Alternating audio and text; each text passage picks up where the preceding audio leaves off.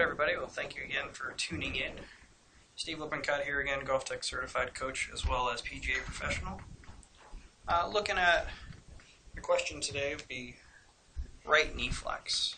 So I've been playing golf for about 15 years now, teaching for about 8, and I hear a lot of different terms of how the right knee should look in the golf swing. Anything from don't move it at all to straighten it as much as you can, try to turn. So I did a little experiment today as we're kind of prepping for our first tropical storm of the season here in Tampa, and just wanted to get a fix for which one was going to help the ball go the furthest, the straightest down the fairway. That's the model I'm trying to do for all of my students. So let's take a look at how that went. This was the first swing of the day. This was a right knee, basically trying not to move at all. So when I bring that up to the top of the golf swing, it's not moving, it's not moving. I'll stop it right about there. So that swing, the right knee, stayed roughly around the same.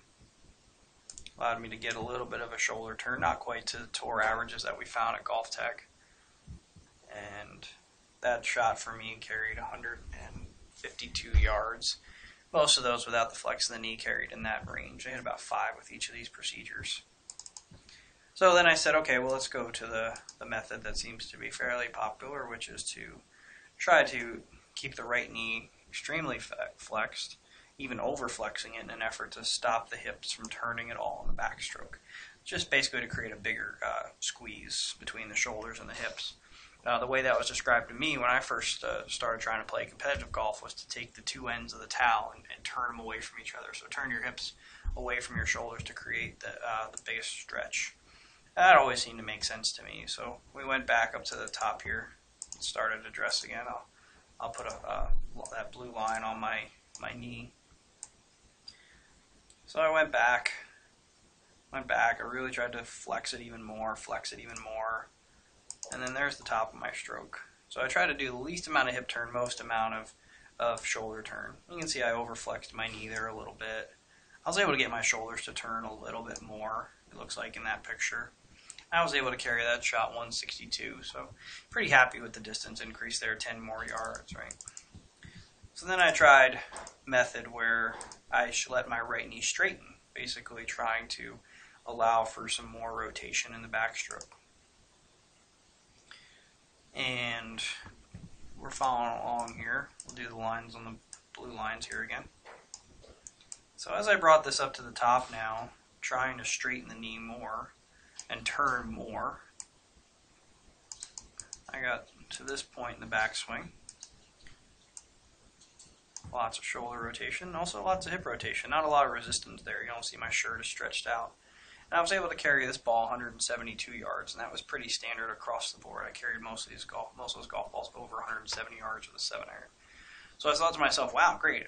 Just by straightening my right knee, I've been able to put 20 yards on from not moving it at all. So the last thought I had then was, well, let me try to see if there's a maximum to this. If I really stretch out my back knee, how far could I hit this golf ball? So this last one I tried to straighten my knee as much as possible, try to lock the joint out totally. Let's go. I keep forgetting about these lines here to address so you guys can see it at home. So there's my blue lines of address as we go all the way up to the top. Really extended back knee, lots of shoulder turn. Try to maximize the extension there. Basically lock the joint out. And these balls were not as good. The contact was not so great.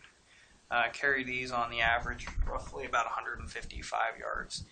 So there is a point of diminishing returns is what that told me to straightening the back knee. So the two longest procedures that I had of the day were the one where I tried to coil my shoulders over my hips the most. And I'm an average flexibility guy. I don't have a ton of flexibility. So to me that was a little sore. Trying to turn, basically trying to stretch out my hips and my shoulders there as much as possible. Swing on the right, this is the one where I just let my back knee straighten naturally to turn. And a little bit more hip rotation there. roughly the same amount of shoulder rotation, and about 10 more yards in the swing on the right. So to me, the conclusion that I'm drawing is the procedure that of the right knee only here. We're not talking about hands or arms or anything else to create speed, just the procedure of the right knee would be that the right knee should straighten a little bit. And then when I look at swings like long hitters like Dustin Johnson, as we do the same thing here, looking at the front knee being, the knees being roughly the same flex, and then as Dustin takes this golf club back and he's hitting this 3-wood out at Augusta, he's trying to get on number 2 here in 2 shots. You can see how much he straightens his back knee to allow his hips to turn the most degrees that he could hit this ball really far and still hit it really straight. So for most of you out there who are struggling with some distance, letting your back knee straighten is certainly something that'll let you turn a lot more and hit the ball a lot further, as our little study here today just proved. So if you're looking for something that would help as far as that part of your golf game goes, hitting the ball higher and farther, straightening your back knee certainly looks like something that would be helpful to you. Hope you enjoyed it. If you have any questions, feel free to leave them in the comments. Thanks, folks.